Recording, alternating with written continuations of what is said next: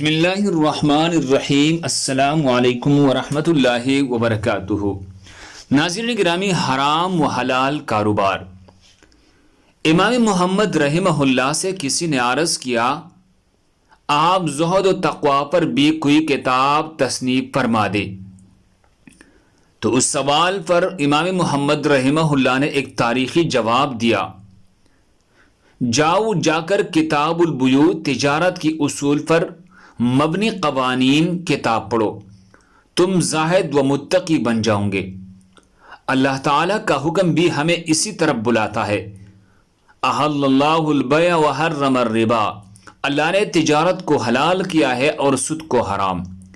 یہ حکم ہمیں معاشرے میں ایسی اصول سیکھنے کی دعوت دیتا ہے جن کو سیکھ کر ہمیں حلال و حرام ذرائع کا علم ہوتا ہے۔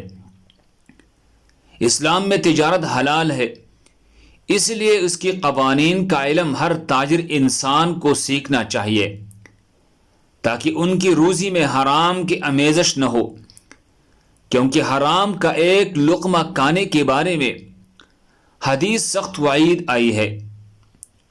ایک دن حضرت سعد بن ابی وقاص رضی اللہ تعالی عنہ نے عرض کیا، یا رسول اللہ صلی اللہ علیہ وسلم، میرے لیے دعا فرمائے کہ میں مستجاب الدعوات بن جاؤں۔ سرکار دو عالم صلی اللہ علیہ وسلم نے ایسا جواب ارشاد فرمایا، وہ سرمایہ زیز کی اہمیت رکھتا ہے اور نسخہ کیمیا کی حیثیت رکھتا ہے کہ اے سعد، اپنا کھانا پاکیزہ اور حلال رکھو، تم مستجاب الدعوات بن جاؤں گے، یعنی آپ کے ہر دعا قبول ہوں گے۔ قسم ہے اس ذات کی جس کے قبضہ قدرت میں مجھ محمد صلی اللہ علیہ وسلم کی جان ہے، جو بندہ اپنے پیٹ میں حرام کا ایک لقمہ لے جائے، اس کے 40 دن کی عبادت قبول نہیں ہوتی۔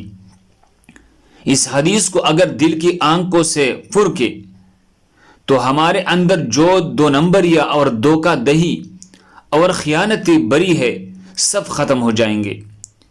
ایک دوسری جگہ سرکار دو عالم صلی اللہ علیہ وسلم نے ارشاد فرمایا، بے شک اللہ جل شانہ پاک ہے اور پاکیزہ چیزوں کو پسند فرماتا ہے۔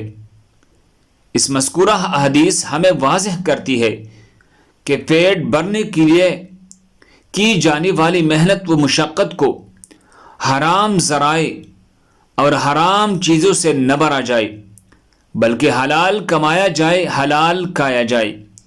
ہمارے معاشرے سے برکت و سکون ختم ہونے کی وجہ ہی حرام کمائی اور حرام کھانا ہے۔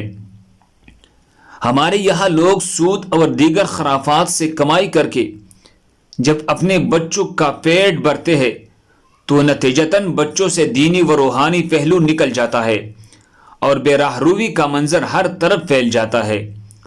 اللہ ہم سب کو اس پر عمل کرنے کی توفیق عطا فرمائی، دوسرے مسلمانوں کے فائدے کے لیے آگے ضرور شیئر کرے۔ جزاکم اللہ۔